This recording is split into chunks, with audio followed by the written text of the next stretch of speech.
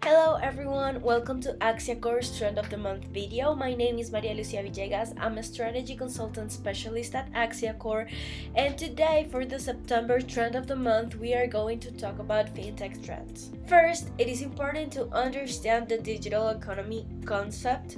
It is all the activities that make part of the financial digital ecosystem, like e-commerce shopping, online subscriptions, and P2P transactions, so peer-to-peer transactions. All of these new activities that are influencing on people's financial lives and people's financial lifestyles. This tends to happen because we have and we face every day a more educated user in the digital ecosystem, and this affects every single part of their lifestyle, including their financial life.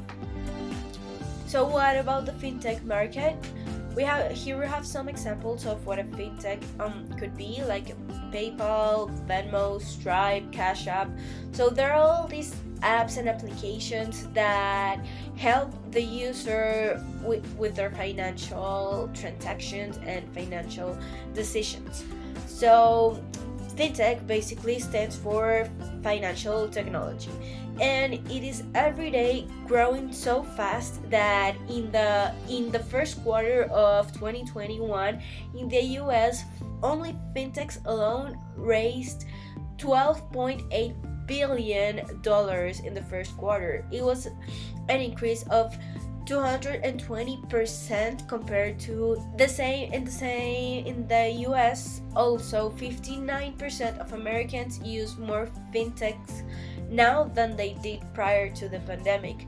So like everything and every industry, fintechs grew in the pandemic because users were also forced to learn new technologies and new digital technologies, to the point that 59% of Americans use now fintech more than before, and 1 out of 3 people in the US report having used at least 2 fintech services in the last 6 months. This means 2/3 of all financial transactions are digital right now, and one of the main reasons that people started using and adopting financial technology solutions is that their accounts are easy to set up and have more attractive fees. So here we have 3 fintech trends. The first one is digital only banks. They're the main reason why most people are migrating to fintech technologies and solutions, and it is because it helps them avoid long waiting lines, or their accounts are easy to set up and have more attractive fees, like we said before. So it is expected that by 2026, visits to brick and mortar banks drop 36% compared to 2017. The second one is financial literacy. So 70% of Gen Z, that are most of the target market for fintechs because they're digital natives and they know how to adopt these technologies faster, believe that knowing about finances would have been more useful for money management during the pandemic. So it is expected that in the next year or so we start seeing more educational content about financial decisions. And the third one is the use of blockchain. So blockchain provides many benefits. Some of those are fraud reduction, business process automation, and smarter and more secure payments.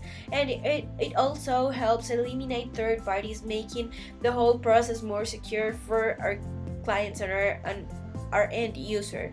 So these are the three trends that we see that are increasing and will increase in the fintech market in the next year or so. And finally, we will see industry challenges, and we also have three challenges that are important that for fintechs to have in mind. The first one is cybersecurity. As we already said in one of our last videos, the August trend of the month, is that security standards are every day higher, and one of our consumers' top priorities right now is having intellectual property and being able to make decisions of how they want their personal data to be handled.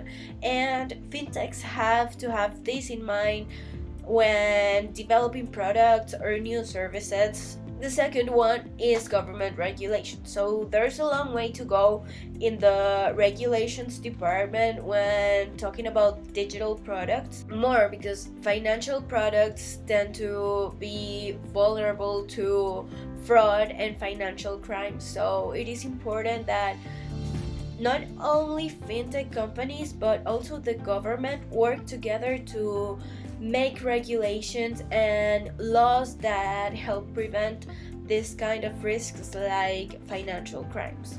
And the third one is attending the unattended. So a huge part of the fintech market are populations unattended in the financial sector, like migrators and Gen Z, as we said before.